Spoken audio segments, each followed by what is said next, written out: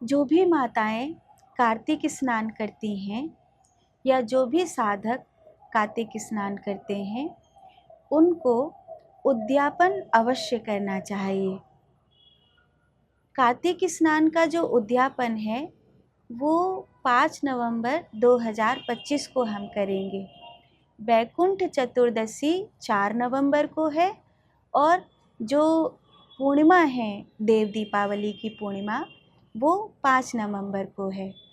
चंद्रमा उदया तिथि में लगभग 5:11 से है और पूर्णमासी तिथि लगभग 6:30 बजे तक है। इसीलिए जो उद्यापन की बेला रहेगी वो 5 नवंबर को रहेगी। मैं एक सन्यासी हूँ और आप सबको ध्यान साधना से जोड़ती हूँ। हमेशा भक्ति से ब्रह्म ज्ञान की बात कहती हूँ। ये दिन त्रिपुरासुर के वध का दिन है। इस दिन हर एक देवता धरती पर मौजूद होते हैं, इसीलिए इसे देव दीपावली बोलते हैं। ये रात्रि जागरण की रात्रि होती है। ये रात्रि विशेष रूप से दीपदान की रात्रि होती है। अपने भीतर के दीप जलाओ और एक साधना है मूलबंद, उड़ियानबंद और जालंधर बंद की साधना। त्रिपुरासुर 3 जगह रहता है, इड़ा, पिंगला और सुषुम्ना में, रेचक, कुंभक और पूरक में, मूलाधार में, उड़ियान में और जालंधर में। त्रिपुरासुर का अंत करना है तो महादेव की कृपा का होना बहुत ज़रूरी है। ये साधना कैसे होती है इसकी चर्चा तो हम विस्तार से करेंगे। सुबह जो हमारी ध्यान की बैठक होती है उसमें हम विशेष 5 रूप से इसी साधना को करेंगे। लेकिन अभी देव दीपावली के विषय में मैं बता रही हूँ। तो जिन्होंने भी कार्तिक स्नान किया है उनको कार्तिक स्नान के बाद देव दीपावली पर उद्यापन जरूर करना चाहिए। तो एक छोटा सा उद्यापन कैसे हो सकता है वो मैं आपको बताऊं। उसमें कुछ चीज़ें शामिल हैं, जैसे एक नए लोटे में चावल भर के उसका दान ज़रूर देना चाहिए। जो हमारे घर के पुरोहित पुरोहितानी हो या जो भी पंडित पंडितानी हमारे घर से जुड़े हुए हैं, और अगर कोई भी नहीं है तो अपनी सासू माँ के लिए भी निकाल सकते हैं।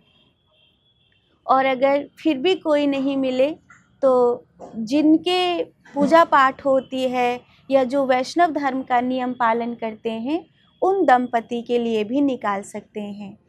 5 चीज़ें निकालते हैं, जैसे साड़ी है, 5 वस्त्र हैं, श्रृंगार है और उसमें ऊनी वस्त्र ज़रूर होना चाहिए।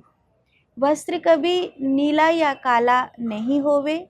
जैसे इस बार बुधवार की देव दीपावली पड़ रही है तो उस हिसाब से हम हरे रंग का श्रृंगार या वस्त्र ले सकते हैं, उत्तम है। उसमें जो पंडित जी हैं जिनके लिए हम वस्त्र दे रहे हैं उनके कुर्ता, धोती है, रूमाल है, जनेऊ है, जो भी 5 वस्त्र हमें समझ में आते हैं वो 5 वस्त्र हमें करने चाहिए। 5 बर्तन हमें करने चाहिए। कुछ न कुछ दक्षिणा हमको ज़रूर देनी चाहिए और संभव हो तो उनके निमित्त भोजन ज़रूर निकालना चाहिए। अगर हम किसी पवित्र नदी में स्नान करने जा सकते हैं तो अति उत्तम है, और अगर नहीं जा सकते हैं तो जो हम अपने घर में स्नान कर रहे हैं ब्रह्म मुहूर्त में उसी जल में थोड़ा सा गंगा जल मिला लेते हैं और एक चुटकी हल्दी मिला लेते हैं तो वो गंगा स्नान के समान माना जाता है, यमुना स्नान के समान माना जाता है। इस तरह देव दीपावली का उद्यापन हम करें, पर याद रखें कि ये साधना का दिन है। ये देव दीपावली देवताओं के धरती पर आने का दिन है। अगर कभी संयोग से ऐसा हो कि देव दीपावली के दिन दोपहर के समय में बारिश की कुछ बूंदें गिरने लगें तो उसे अपनी जिह्वा पर अवश्य लेना चाहिए। कहते हैं कि ये बहुत बड़ा सौभाग्य होगा, क्योंकि उस समय जो दोपहर की बारिश होती है उसको ऐसा मानते हैं कि वो अमृत बरस रहा है और उस व्यक्ति की जीवा पर सरस्वती का वास होता है, जो उस बारिश की बूंद को अपनी जीवा पर ले लेता है। ये ज़रूर हम अगर संभव हो तो करना चाहिए। 2025 में 5 नवंबर की जो देव दीपावली है वो लगभग 9:40 तक सुबह अच्छा समय नहीं है, इसीलिए सुबह 9:40 तक आप उद्यापन का कोई भी सामान नहीं निकालेंगी। 9:40 के बाद अच्छा समय है तो अभिजीत मुहूर्त में भी सामान निकाल सकते हैं, और उस समय अगर उस दिन पुनर्वसु नक्षत्र हो तब तो और भी उत्तम होता है। ये देव दीपावली हमारी साधना को, हमारे भजन को बढ़ाने वाली हो। ये देव दीपावली हमारे देवत्व को प्रकट करने वाली हो।